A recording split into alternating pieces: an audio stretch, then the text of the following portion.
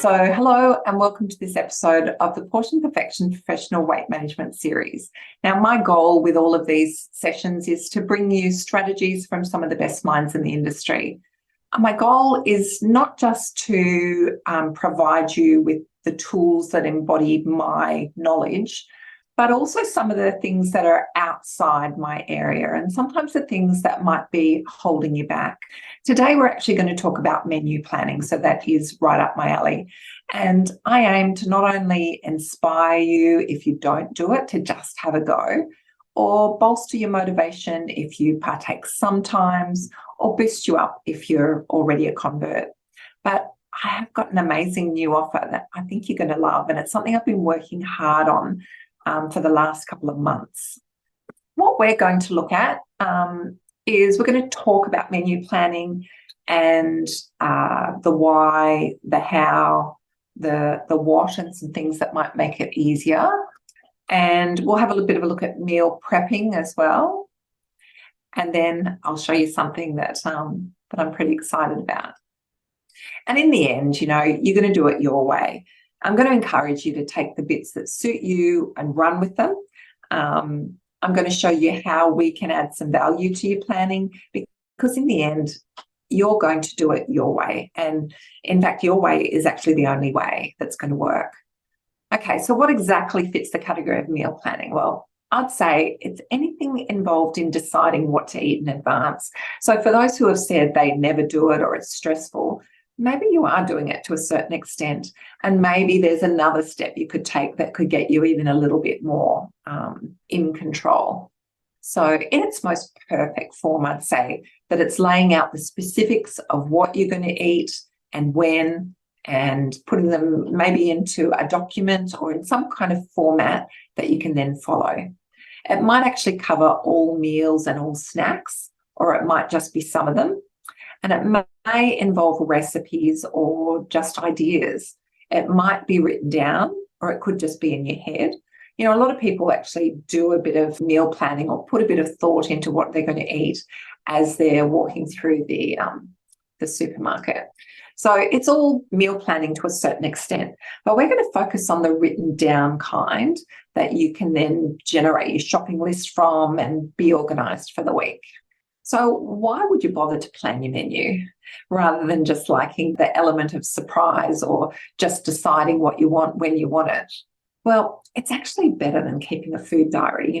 A lot of people use apps. I get people using Easy Diet Diary, and the Easy Diet Diary is an Australian app. And I like it because I've got the paid version of it. So when I have a client who's following a meal plan, then all they need to do is link in with me and I can bring their diary up on my screen. But meal planning is something that you do in advance rather than writing it down after the fact. So a food diary is writing it down afterwards, and a meal plan is writing it down in advance. So in fact, it's kind of doing that work for you. So it's actually a more sustainable behaviour because it's got benefits whether or not you're motivated to manage your weight, whereas a food diary people tend to only keep when they're kind of diet focused. So people plan their menus for all sorts of reasons. So let's find a reason other than weight management, because that will help to make the behaviour stick. Now, we know from research that keeping a food diary helps significantly with weight loss. This particular study found that people keeping a food diary lost twice as much weight as those who didn't. As I mentioned, though, keeping a food diary is a very diet-focused strategy, and sometimes that makes it feel a bit punishing, and that's often what makes you stop doing it because you're just sick of the drudge. But it also means that sometimes when we stop doing it, when we stop keeping the food diary, we also stop the behaviour. So I think it's really good to have some other reasons to follow through with the behaviour. So I think that eating behaviour can be a bit of a pendulum. It can be chaotic, where there's no structure, no plan, no idea what I'm eating or when. And I do find that from clients that I get people to fill in a bit of a food diary before they come. And some people just put in there it's different every day. Well, it's different every day for most of us, but for most of us, there's some kind of pattern. And so it's identifying what that pattern is, or at least forming some kind of pattern that really helps your brain to help you to follow through, because it enables you to create a bit of autopilot or habit. So I think it's pertinent to raise, though, that too much good behaviour can be as problematic as not enough. So if you swing right over here to rigid perfection, that's bordering on disordered eating. When you feel stressed if you can't eat what you intended, or you find yourself actually having to take your own food somewhere because otherwise you're not going to get what you planned. Really important to have a bit of flexibility. So I'm going to say this flexible plan is the ideal spot. So it's a bit to the right of standard, and it's a long way from chaotic eating. We know from something called the weight loss registry in the US that people who have a consistent eating pattern keep weight off the best. And that, again, falls back to that autopilot, having some kind of routine, a way of doing things that will enable your brain to help you to do it when your mind is not on the job. As background, Rena Wing has this national weight control registry, and it's in the US, and it's a group of people who are being studied to figure out how they manage to keep their weight off. And everyone on the registry has lost large amounts of weight without surgery or medication. It's over 33 kilograms that they must have lost, and they must have kept it off for over 5 years to be part of the study. They're finding around this consistent eating pattern really suggests that structure is beneficial. And we know that meal planning is great for creating structure and maintaining structure, particularly when there's reasons to do it other than losing weight. A Greek study of successful weight losers, so similar sort of group to those in the weight loss registry, but with more modest achievements. So these people have lost about 10% of their body weight, and they've kept it off for at least 12 months. What they found when they studied those people is that they were eating more home-cooked meals than everybody else. They were also eating more frequent meals, which is something to be said for time-restricted eating, where all the eating's in a shorter period of the day. We know from most of these people who have been studied in both groups that they weren't limiting their number of meals, and they weren't limiting the time that they were eating within. These people tended to have fairly small evening meals. They used portion control, and they ate less sweet foods overall. So this is sounding like a fairly promising habit to get into, to be planning for some of these things. Another study in people with diabetes found that meal planning really improved their diabetes. It also increased the frequency of not just home-cooked meals, but family meals, and it improved their food variety. Now, often when you're placed on the spot to decide what to buy at the store or what to cook, you tend to fall back on the familiar. But when you start to do some planning, particularly if you're using a source of recipes like an interesting cookbook or a website or a magazine, that tends to inspire you. So you start to become a little more adventurous and start eating other foods and more interesting meals. So I think that's a real benefit as well. Another study that also came from Rena Wing looked at weight loss in women who were either given meal plans with grocery lists, or they were given prepared meals. And in fact, one of the groups, there was 2 groups who were given these prepared meals, and one of the groups actually got the meals for free. So it was trying to see who actually stuck to it the best and who lost the most weight. And in fact, all groups lost weight equally, and it didn't matter whether you were given the portion-controlled meals or you had to make them yourself. The difference between them, though, was that those with the menu plans felt more capable at the end of the study. They also improved the quality of the food in their kitchens, and they ate more regularly than those who had the packaged meals. And all of these things actually have independent effects on the sustainability of weight loss. So really, it's kind of a win-win-win. So meal plans and grocery lists not only structure your eating, which is what you intended them to do, but they also modify the home food environment in a healthy way. So they're having some beneficial effects that are beyond what you thought they were going to do. There's a few more benefits though. Other reasons to plan your menu might be, if you think about all the time you might waste trying to figure out what you're going to eat tonight, or you're staring into the fridge, staring into the pantry, wondering what you can pull together into a meal, and then realizing, well, yeah, I've decided I'll cook this, but I'm missing one key ingredient. So I'll just go ahead anyway and make it without that. And so then it's not quite as good as it should have been. There's even evidence that having an organized meal routine makes for an organized mind. And I have seen a study also on an organized kitchen makes for an organized mind and therefore leads to organization in other areas of life. So that's pretty useful too. You can also save money because you only buy what you plan to eat, and you can plan to use up the leftovers. So you can be a bit thoughtful about what you've already got in the pantry, and therefore what you might decide to cook this week. Thanks, Michelle. You can avoid being tempted by impulse buys just by shopping from your list. And what you generally find is that the unintended foods tend to be in the aisles of the supermarket, and the things that you would actually plan to have are generally around the outside. So if you know what you're going for and you're not just routinely just going up every aisle, then you can skip that sugary drink aisle and maybe the biscuit aisle and just stay with the things that you actually intend to buy. For those who have other household members, maybe they could get started for you if they knew what you had planned. So if you've got some teenagers or a partner or flatmates, any of these sorts of things, and they know what's on the plan for the week, if you put that plan up on the fridge or you put it somewhere visible, everyone knows what's on, and they know that you've already got the ingredients for that meal. And so they've got a better chance of actually cooking something without using something that you planned to have for another purpose. It also helps to avoid that what's for dinner mum question, because it's all on the list.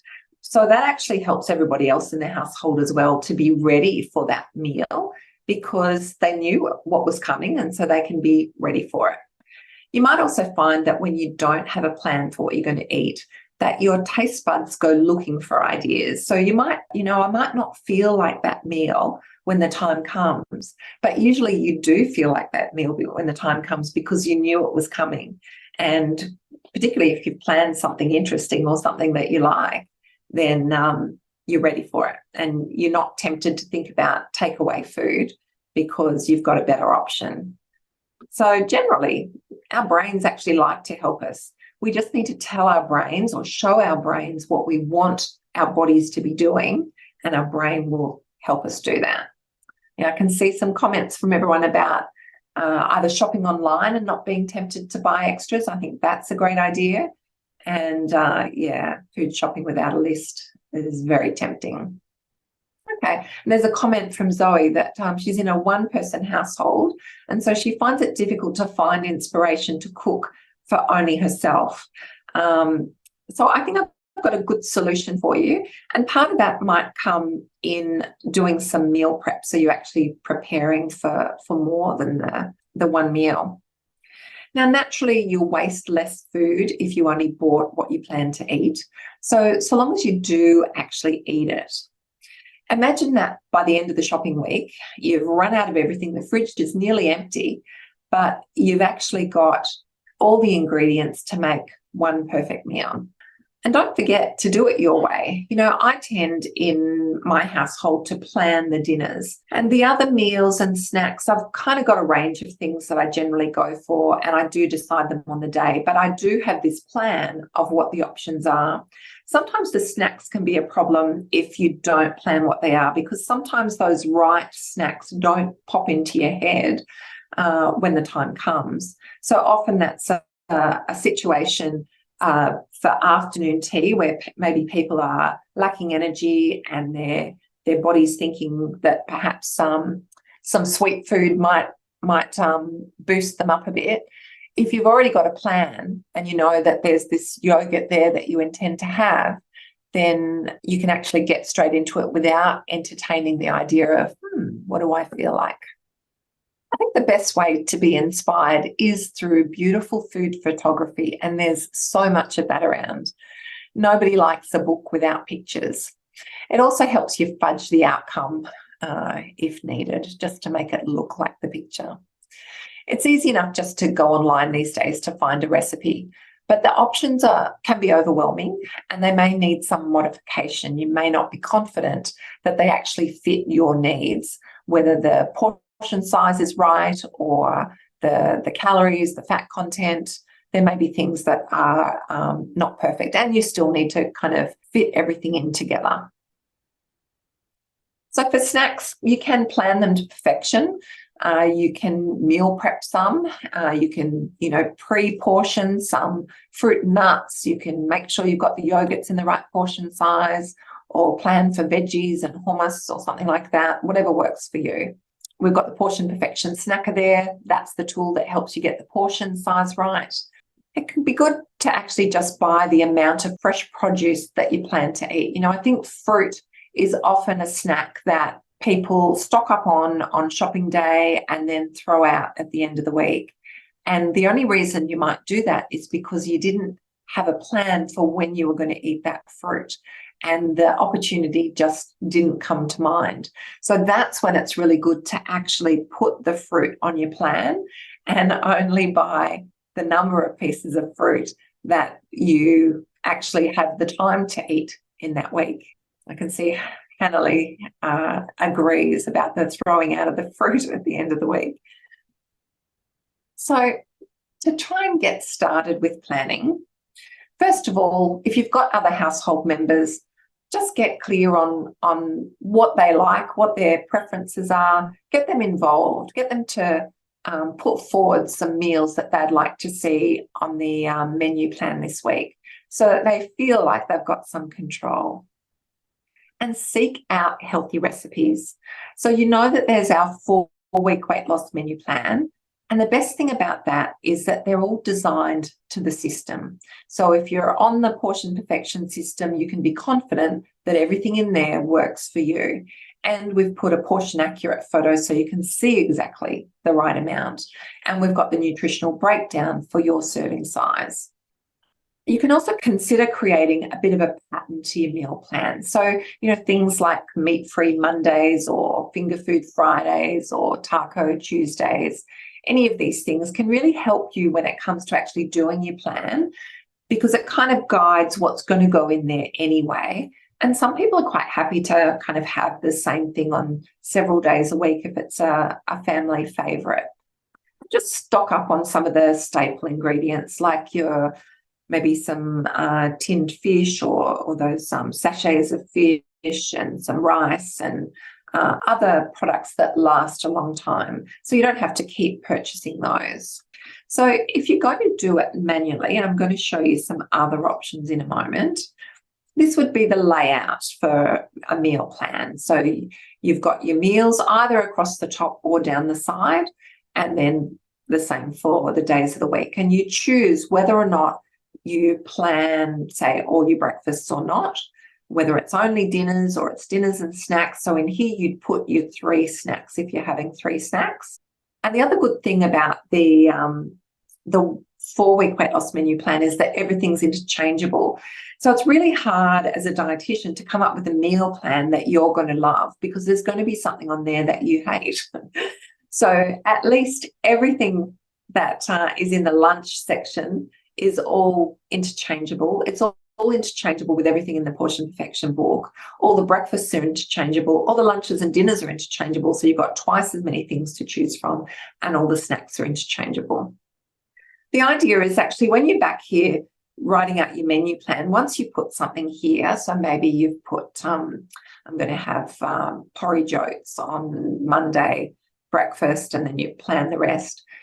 When you're thinking about that, you think, okay, what do I need for that? Well, I need to have oats. Do I have oats? Do I need to buy any? Do I need to buy any milk? Is there some fruit I'm putting on there that I need to buy?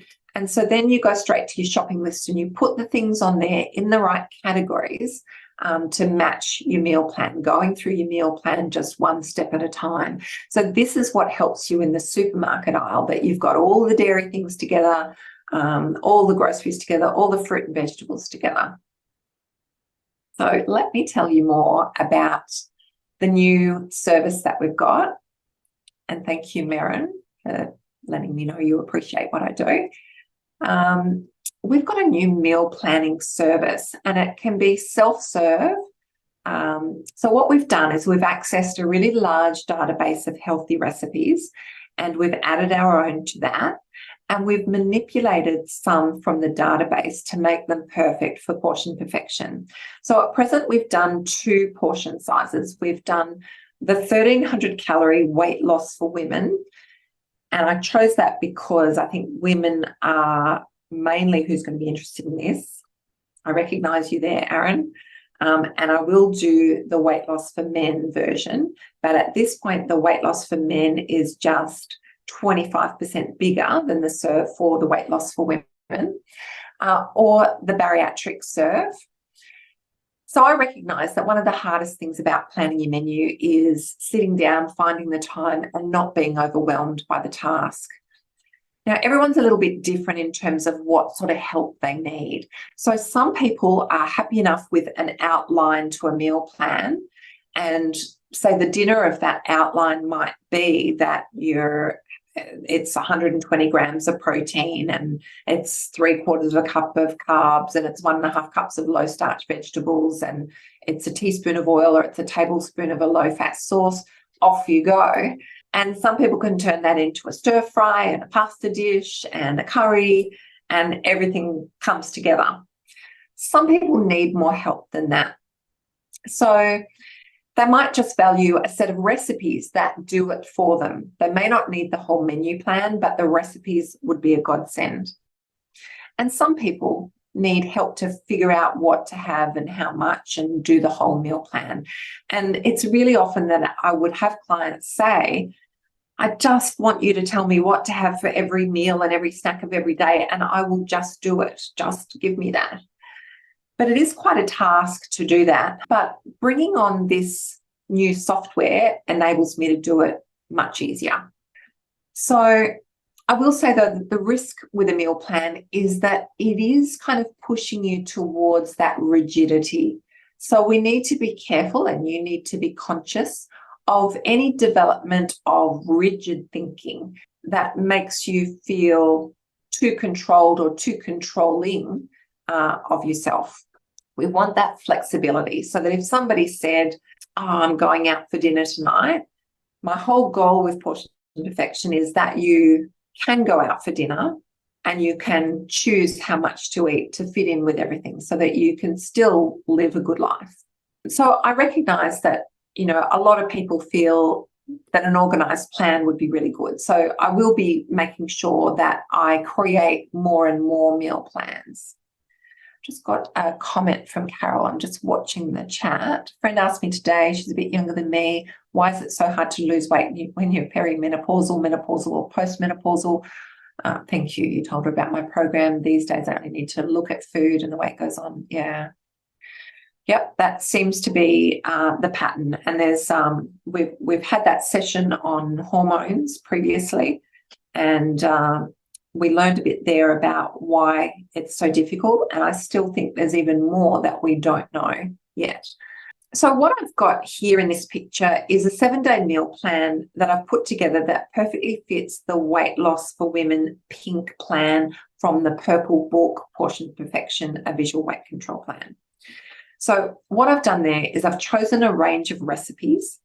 I've factored in the use of leftovers. So I'm encouraging you to cook more than you need for that meal, and then have the leftovers for lunch or for dinner tomorrow night. And I've planned out all the meals and snacks. So as part of this ebook, you get the menu plan plus all the recipes needed to make it. You get the grocery list according to the serving sizes of the recipes. So there's a catch there that the recipe size would ideally be your recipe size, but when it's in a PDF book, I need to make a decision on that. And so what I've generally done is made the evening meal serve 4 and the rest of the meals serve 1. So if you purchase one of these, and we've got them on really cheaply and I can create more quite easily, you can download it, you can print out the recipe to take to the kitchen, and I'll show you what it looks like inside in a moment. So inside, you see a visual layout of your plan and the nutritional breakdown. So here it's got Monday and it's got the breakfast, morning tea, lunch, etc. for each of the days. Over here, we've got the nutritional breakdown. So how much protein, how much carbohydrate, etc. is in each one. So I'm looking at that when I'm planning it. So you don't necessarily need to look at that. The times when it might be useful to look at that is if you've got a specific kind of protein recommendation or calcium recommendation, you can see how much is in there, and therefore you know how much you need to supplement, because already there's a good amount of protein in these menu plans. So the only reason why you'd need more is because you've got particularly higher needs, and then I'd recommend that you supplement rather than reducing your intake of fats and carbohydrates, because it starts to become a bit of a abnormal kind of unsociable meal plan. Then you get your grocery list, and then I'll just show you some of the recipes that are in there. So some things are in there where you think, oh gee, did I really need a recipe for a banana yogurt bowl? Well, the purpose of the recipe there is that you get the quantities right. So the recipe tells you the portion size for each of the components so that it makes the sized meal that I'm aiming for. So a few more recipes. Got wild blueberry French toast, mushroom and herb, egg muffins. So that would be an example of one where you might make several serves and eat it over time. So this one makes 3 serves because I'd put 3 serves in the menu plan, and I'm saying that you're a single serve. So if you wanted to cook them for more in the family, you'd multiply up the recipe. Couple of closer up pictures of a couple of the evening meals. Again, what do you need this for? Well, you need it for the portion size. So you'd end up with usually 7 breakfasts, no, maybe less than 7 breakfasts because often there's leftovers, maybe 4 or 5 breakfasts, probably 7 evening meals, similar, or a lot of the dinners are leftovers at lunch, so maybe not so many lunches, and quite a few snacks. So then I've got this one, which is the bariatric version. So you'll find them on the correct pages on our website. Here's a vegetarian one. So this one I've named a recipe book. The other ones are meal plans. So the meal plans have an actual meal plan, Monday to Sunday, all the meals, whereas the recipe books are still made to the right portion size, but they're just recipes. So for those people who don't need the meal plan, there's more recipes in a recipe book than there is with the meal plan. With the meal plan, you just get the recipes that belong with that meal plan.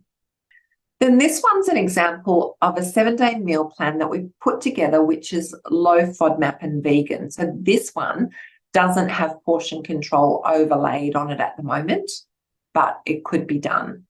So essentially, with access to this large database of healthy recipes, we can actually filter based on any nutritional criteria.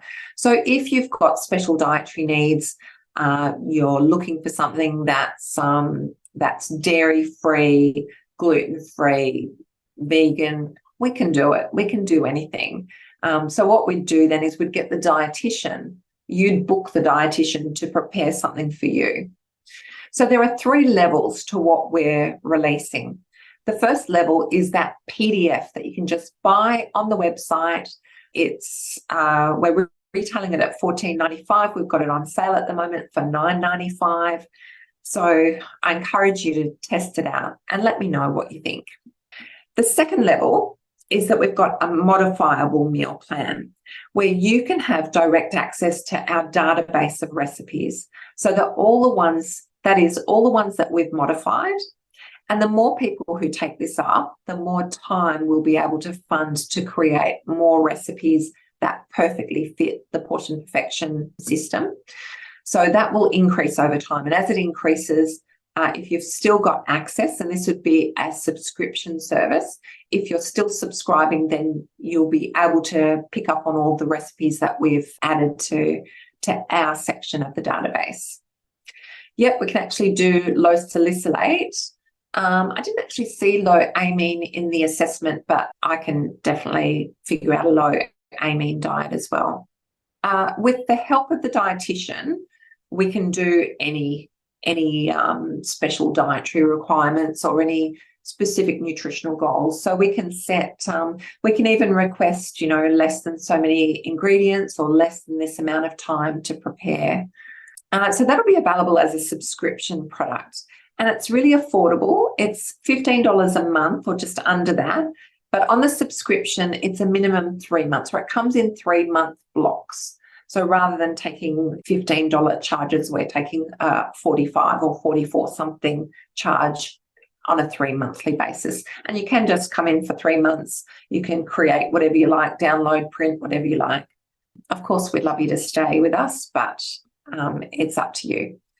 And the third level is where you buy either the PDF or the modifiable subscription, and you buy some of our time. So that's where we can do the custom meal plan. That is where we can do the low FODMAP, vegan, whatever. And for that, the usual price will be $89. And our launch special price is $65 for that. So to take up this option, as I said, you need to also then decide, are you subscribing to be able to modify your meal plan? Or are you just wanting the PDF of the 7-day plan that we create? And that'll make a difference as to how many recipes we gather, etc. So what we do for that is we send you a questionnaire, and that questionnaire is going to ask you how many people you want to serve for the dinner meals or any of the meals. So you might say, well, there's 2 in the family. We're always having the same breakfast, lunch, and dinner. So I want every recipe to be for 2. Or you might want the dinner meal to be for 8 so that you can eat it more times, or you can freeze some. And you'd also tell me what meals and snacks you particularly want to appear in the plan. So if you don't particularly need the breakfasts or the snacks planned, you just say, just do these ones, and we'll get to it. So I'm really interested in how you might make use of this. And Marianne, you can talk to me about health professional subscription, and I'll let you know how to do that. So something I'm interested in is to get some input from you about what level of input you would like. Are you someone who wants no plan? Are you someone who just needs an outline? Are you someone who thinks, well, just some recipes would be good? Do you think a meal plan would be great, or a personalised meal plan is perfect? What suits you? Tell me in the chat. I really want to get this right. And usually the process I've gone through when I create a new product is, and some of you have probably helped me in the past, that I send out a bit of a survey to say, I'm thinking of doing this. What would you want to see in that? Thanks, Alana. Number 4.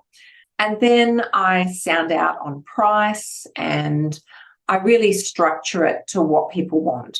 For this, I've needed to kind of have a go at it first, see what I can create. One of those levels is going to be on the mark for most people. Yeah, and I think switching out the recipes is perfect. And by taking a subscription, you don't need to book us to swap out the recipes. You can just do it yourself, which is fabulous. I'm hoping I can play this little video. I just want to show you how it will work. So once you purchase the subscription, you'll receive a link on the next working day, which we'll set up manually for you. And this is the screen that you'll open to. So what you've got here is all the recipes, and these are all recipes that we have had some input into. So they're either our own recipe, or we've taken them from the database and we've manipulated them to fit the ideal nutritional criteria. We might have modified the ingredients. We should have looked at the notes to make sure it doesn't suggest that you add a dollop of cream or anything like that that would then modify the nutritional criteria beyond what we've set. So there's 148 recipes at this point in time, and that will keep increasing. So then over here, you've got a welcome message, and if you click on that, it just goes through how to use the menu plan and gives you some tips. And then up here, we've got the actual menu plan. So here's a bit of a sneak peek at the bariatric plan. So if you see something there that you don't want, then this, for example, pineapple turmeric smoothie, maybe that doesn't interest you. If you click on the three little dots, you've got a couple of choices there. Remove from the plan is the ideal one if you want to replace it with another recipe that's been vetted by us. The ones that have been vetted by us have some level of asterisks at the end. You can swap the recipe, and what it will do there is it will look within the general database, so not from my recipes, to find something that is similar in nutritional content. So it'll still bring up, for example, in the bariatric plan, all of these breakfasts should be between 200 and 250 calories. It may bring up something that's somewhere between 150 and 280, it'll be in the ballpark. So it's okay to do the swap recipe, but remove from the plan would be my suggestion to get another one that I've laid out for you. So you would just remove it, and then you can see we've got a blank space there on breakfast Monday. So then if you go back home in that navigation bar, we're back to all the recipes. We can filter the recipes for the ones that have been tagged as breakfast, and we can select something else. So say we choose this one, and we only want to make one serve. We want the recipe to be for one serve. Just put it on the right number of serves there, and then we'll add it. It is a main, it's not a side. Side just enables you to put two different things in that box in your menu plan. And we're going to put it in breakfast. The only space available is Monday, which was what we wanted. So we'll add that. And now if we go back to our plan, it's in there. So it will also have modified the shopping list for this week, etc. So once you've created a week that you're happy with, you can just keep using it, but you can also swap it out as much as you like. You'll notice that some of the recipes are grayed out, and what that means is that that's a leftover. So here it is, this cauliflower and egg breakfast muffin, where you create them and then you eat the leftovers on these days. I've done that also with quite a lot of the dinners. So you can see dinner here was zucchini and ground beef skillet, and here's the leftovers, and the same thing for several other days. Whereas here we've had the leftovers for dinner the next night. So I hope you find that useful. I did have one more little video.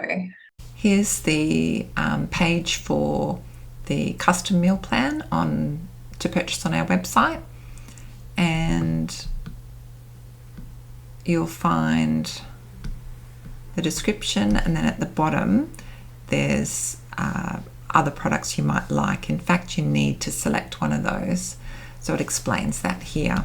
So you, at present, on sale is $65 as our introductory price for creating the personalized meal plan, but you must also then choose whether or not you're going for just a meal plan and the recipes that go with that meal plan, and it's a fixed PDF, or the modifiable subscription. So essentially what I'm saying there is just showing you what it looks like on the website. I've got the QR codes there for if you want to go to the website and you're on your screen and you've got a phone to be able to go and have a look. But so what we've got is the Australian ones here, 1,300 calories at the top, so weight loss for women, bariatric surgery, and then the US or international versions. So what I've linked you to here, and I can actually put I can put those links in the chat for you. So essentially what I've linked you to is the custom one where you're buying the dietitian's time, but you may not want that. So all you need to do is not click add to cart there, just scroll to the bottom and the other two are there. So you just select either the PDF or the modifiable. So here you can see what's at the bottom. You've got the modifiable subscription at $44.85, and you've got the PDF, which at the moment is $9.95, normally $14.95. And yeah, as I said, we will create some more PDFs. So once you have your meal plan sorted, then we're up to meal prep. So as we're going, feel free to add any other questions in the chat, and I'll still try and keep an eye on that. But the first thing, once you decide to start actually meal prepping, is just to start small so you don't run out of steam. You know, it can be quite a lot of work to meal prep, and it can be a bit daunting to think you have to cook a week's worth of stuff on Sunday. You could just start by making more serves at dinner time and, you know, using something like our preppers to store them in the right portions. Make sure you have leftovers of all the components. So you don't want to just have leftovers of the carbohydrate and protein. You want to have leftovers of the low starch vegetables as well. It's probably good though to have some kind of routine as to what day of the week you're going to start doing some your planning and your prep, and see if you can create a bit of a routine, because that's what will help to make it a bit of a habit. Breakfast can be a pretty easy one. You know, if you're rushing with the kids and you're finding that you're not managing to have breakfast yourself, maybe a smoothie could work. And maybe you can I have a friend whose husband and boys love to have a smoothie at breakfast. And so they tend to, she makes up all these containers and keeps them in the freezer, and those containers have all the frozen fruit in there, and have the protein powder added in there, and some yogurt and some oats. So it's quite a healthy smoothie when they put it all in, and they just need to add the milk and start and then put in their container. The value of breakfast is probably part of another topic, something I won't talk about at the moment, but I will say that one of the things that all those successful weight losers had that I mentioned in the very beginning on that Rena Wing weight loss registry was that they eat breakfast. I've already given the preppers a plug, so they're a good thing to stock up on so that you can do your meal prepping. So what are you waiting for? It's time to get started. I'd really love it if you test out our new service, and I'm always open to feedback. And so anything that goes wrong in these early stages, you can be sure we'll make sure that we get everything right for you. Basically, everything we do is to help. So I'm really grateful for all the appreciation I get and all your comments. So that probably brings us to the end of our discussion about meal planning and looking at the options. Who feels ready to actually take on some level of meal planning? Okay, Michelle, you mentioned about breakfast. Thinking maybe I've mentioned that. And in fact, like a protein-based coffee, a coffee with protein powder, depending on what the coffee is made on, it can actually be close to a meal, particularly if it's a large one. And it can be quite a nutritious thing to have. So I don't see that as bad at all. Okay, Chris is looking forward to checking it out. Michelle says the preppers are great. Looking forward to using them more often. Yes, Julia, certainly given some great suggestions to assist in planning. Thank you, Janelle. All right, I plan to do that every week, but lack the motivation. Yeah, it definitely saves time and money, and just that, it just keeps you interested in food because you've planned something interesting. So you just need to make sure that you do plan something interesting. All right. Well, thanks for coming along. I hope you found this useful. Just a reminder that if you find value in these sessions, then please spread the word. You know, I really get to attend some great conferences and I get to meet some of the best minds in the business. And so that's why I aim to bring their ideas to you, because sometimes they're not accessible to the general public. The larger the audience, the greater the interest speakers have in joining us. If you want to support us, check out our products and services at greatideas.net.au in Australia or on portiondiet.com or Amazon in the US, and or refer a friend. If they want to come to these webinars, all they need to do is make a purchase or download a freebie from our website, and they'll get onto the invitation list for these webinars. You can find us on Facebook and Instagram too at Portion Perfection. Thank you.